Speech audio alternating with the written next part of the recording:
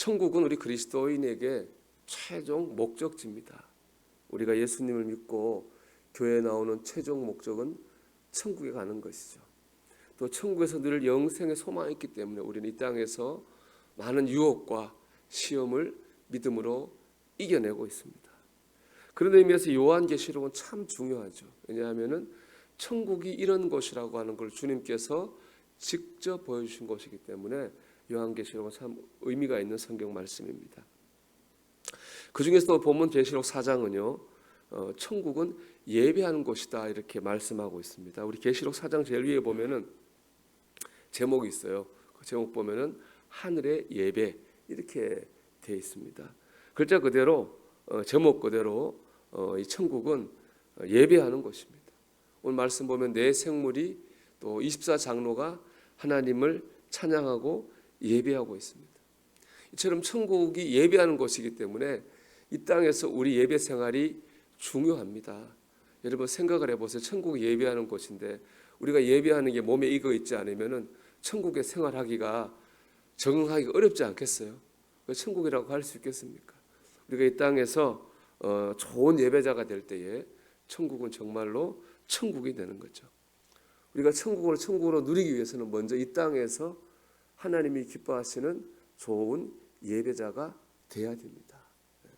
무엇보다 예배에서 가장 중요한 것은요, 하나님을 예배하는 거라는 거예요. 예배는 하나님을 예배하는 겁니다. 8절 말씀 보면 네 생물이 이렇게 찬양하죠. 거룩하다 거룩하다 거룩하다 주 하나님 곧 전능하신 이여. 그래서 네 생물은 전능하신 하나님을 찬양하고 있어요. 11절도 볼까요? 24장로가 이렇게 찬양합니다. 우리 주 하나님이여 영광과 존귀와 권능을 받으시는 것이 합당하오니. 24장로도 누구를 찬양하고 있습니까? 하나님을 찬양하고 있습니다. 네 생물도 24장로도 하나님을 찬양합니다.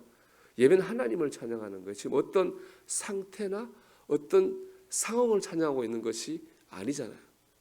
예배는 어떤 상태나 어떤 상황을 때문에 찬양하는 게 아니라 하나님을 찬양하는 것이 바로 예배입니다. 그렇기 때문에 우리가 좋은 상황에 있든지 어려운 상황에 있든지 우리는 하나님을 찬양할 수 있습니다. 상황을 찬양하는 게 아니니까요. 우리는 어떤 상황에 있든지 간에 나를 구원하신 하나님을 찬양하고 나와 함께 하신 하나님을 찬양하고 나를 인도하신 하나님을 찬양해야 됩니다. 그게 바로 예배죠. 예배입니다. 이를 보여준 사람이 바로 요한계시록을 기록한 사도 요한입니다. 계시록 1장 10절 말씀 보면 사도 요한이 주의 날에 계시를 받았다 그렇게 말씀하고 있습니다. 주의 날은 바로 우리가 예배하는 주일날입니다. 그러니까 사도 요한은 예배 중에 계시를 받았든지 아니면 예배를 드린 다음에 계시를 받았든지 어쨌든 사도 요한이 받은 계시는 예배와 연관이 있는 것입니다.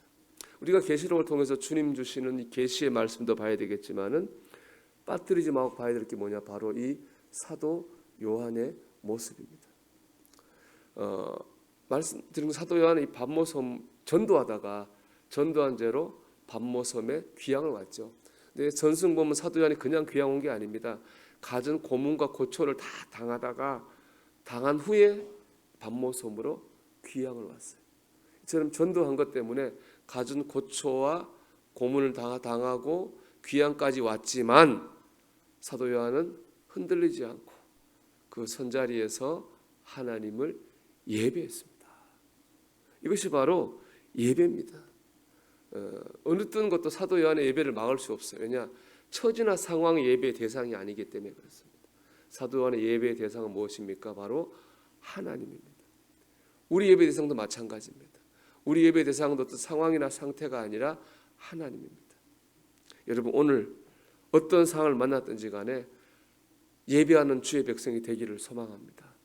나를 구원하신 하나님으로 말미암아 나와 함께 하시고 나를 인도하시는 하나님께 감사와 찬양과 영광을 올려드리는 저와 여러분 되기를 주의 이름으로 축원합니다.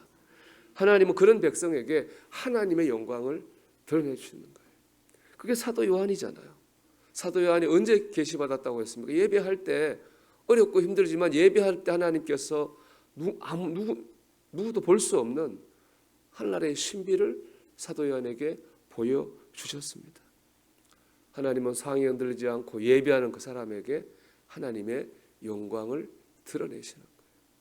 세계 2차 대전 때 영국은 굉장히 어려운 가운데 있었습니다. 독일의 공격 속에 전쟁을 이기기 힘들다고 하는 그런 여겨지는 상황 가운데 있었어요. 국민들이 두렵고 걱정하고 낙심하는 상황 가운데 있었습니다. 그때 유명한 윈스턴 처칠이 독일을 향해 전쟁을 선포하거든요. 선포하면서 당시에 존경받던 성공의 주교였던 템플 주교에게 대국민 연설을 부탁을 해요. 그때 템플 주교가 이렇게 연설을 합니다. 국민 여러분, 지금은 우리가 하나님을 예배할 때입니다. 물론 전쟁은 큰일입니다. 그러나 예배는 더 큰 일입니다.